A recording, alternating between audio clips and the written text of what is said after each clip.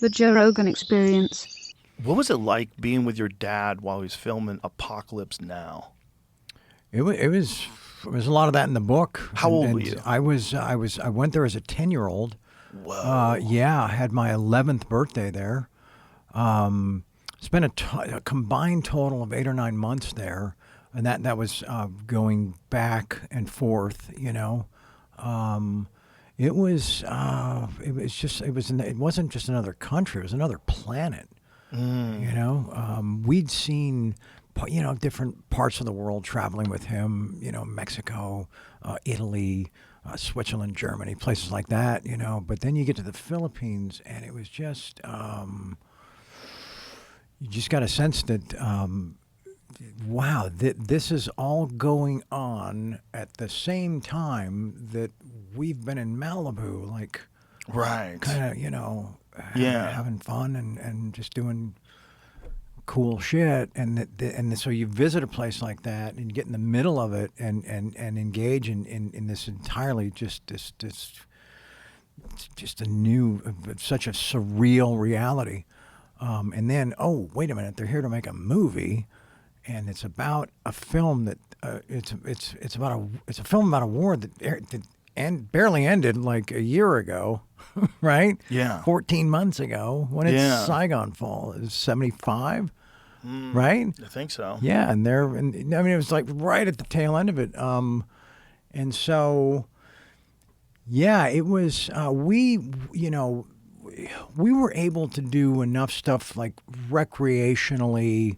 There was a lake and you could water ski, you could fish, you could do those kind of things if you didn't want to go to the set with Dad. But once you went and saw the set where Dad was, you didn't give a fuck about water sports or fish or anything, because what they'd built and what they were trying to create was mind blowing. Because Coppola built Kurt's compound out of practical materials. It wasn't like like plaster covered chicken wire and rebar. These were like 2-ton boulders. Yeah. They brought in and started stacking in the jungle, and then a lot of it would start sinking. Couldn't build a foundation in a riverbank, right? Right. But then just the mix of people and the talent, and Dennis Hopper and Brando and Duvall and it was every day felt completely unique. There was no you'd go to the set and you were going to see something completely different than what you saw the day before. It was wild. Wow. Yeah, and I gravitated towards this gentleman named Fred Blau, who I mentioned in the book. He was the key makeup artist, FX guy, and so he was building all the prosthetics for all the carnage you see in the movie. So I'd walk into his shop and there'd just be arms and legs and heads, but I knew it was all fake. Yeah. So as a 10-year-old, when you start seeing how it's made and so gore. I think I write in the book, was never gore in movies. Was never emotional. It was technical. But still kept me really curious about how it was done and just the artisans behind it that could create those effects. How long were you over there for? A total of 8 months. Wow. Maybe 9. Yeah, and it was At 3. 10 years old. Yeah, it was 3 at first. And then maybe 4 at first, and then we went back, and then Dad has the heart attack, and then we went back and stayed for like another 4 months. Yeah. So, yeah, it was, and people say, so, growing up on sets, you must have like dreamed about being an actor. And I'm like, yeah, until I got to the set that almost killed my dad. That's not a job you're just going to like wrap your arms around and say, when can I start? Yeah. But it also just the scope of the filmmaking was really exciting, and I didn't really understand it as a 10 or 11-year-old, but I knew there was something about it that required a much closer look, and I had a very keen interest in just you know, what would it take to like build this, this reality, this fake reality. Oh, but wait, the subject is based in reality, but everything else around it is fake. So that's a very strange experience for a 10-year-old. it is, yeah. On such a grand scale. Exactly. When it becomes what Apocalypse Now became. Right.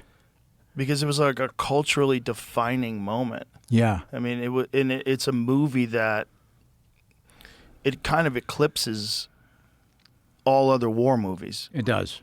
It really does. It does. Yeah. I don't think there's been a film like it before or since. I think no, it's a true masterpiece. it really is. Yeah. And there's no computers. There's nothing generated. It's all had to be there on the day. And when you watch that, when Kilgore takes the beachhead, that chopper assault. I mean, when you look at what they committed to bring that to the screen, it's impossible. And then you see some of the documentary stuff about he was like, those were on loan from the Philippine Army, and then like midday they had to go fight the rebels somewhere else, and they told Francis, we got to leave now with the choppers, and he's like, I have 18 cameras set up. The river is filled with bombs. Where are you going? We'll see you tomorrow. Wow. Stuff like that. Yeah. Wow. Pretty wild. Yeah. But that must have, like, for you, like, to eventually become an actor in Platoon, that had to be kind of surreal. How does that happen? Right.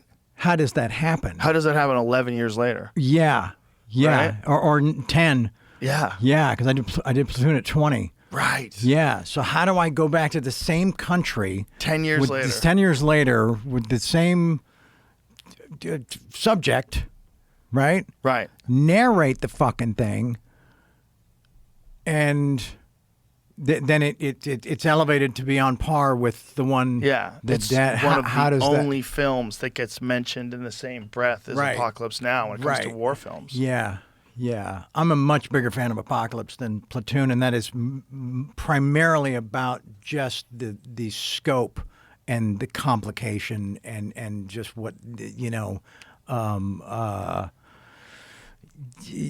difficulty factor. Yeah, difficulty factor. Well, it took forever. It took forever. Yeah. How many years did it take? It was like 8 or 9 years, right? I don't know when Francis conceived it. It came out in 79. I think did it come out in August of 79? Let's just Google how many years August 79. How many years did it take to make Apocalypse Now? Because I think it went way over budget. Oh, right? It did. Oh, yeah. And by today's standards, that's like that's like a Fox Searchlight budget. Right. You know? And Lawrence Fishburne was like what? How old was he at the time? He started the film at 14. But started March of 76. And it came out in 79? It was originally due to be released on Coppola's 38th birthday of April 77, so it took 2 extra years. Wow. And imagine when did the project start? I mean, varying times of discussions. Casting started February 76 is when Steve McQueen dropped out. So it's not as many years as I thought it was. Yeah. They shot with Harvey Keitel for a few weeks as Willard. Did you know that? Really? No. Yeah. Yeah. And then Francis he made the wrong choice. Oh, wow. Harvey was doing it, whatever he could, but Francis just saw it differently and had met Dad during the Godfather auditions and said, let me meet with Marty. Wow. You can tell people that don't really know my dad that well, call him Marty. I run into people in the street, and they're like, hey, give Marty my best. And I'm like, who the fuck is Marty? People call him Martin. No, they know him better, Well, people that pretend to know someone always like to throw a Y on the end of it. Makes it like you're tight. Interesting. Yeah. So I would be like, Chucky. You're still Charlie. Right. But I would be like Joey. Joey, my gosh. I could never think of you as a Joey. Yeah. No. But imagine this with Apocalypse. So I spend that much time. There's all that shit that happened. I even brought home like props and things, severed hands and Ifugao jewelry and all this cool shit, right? And all these great stories, and then didn't have anything tangible to back any of it.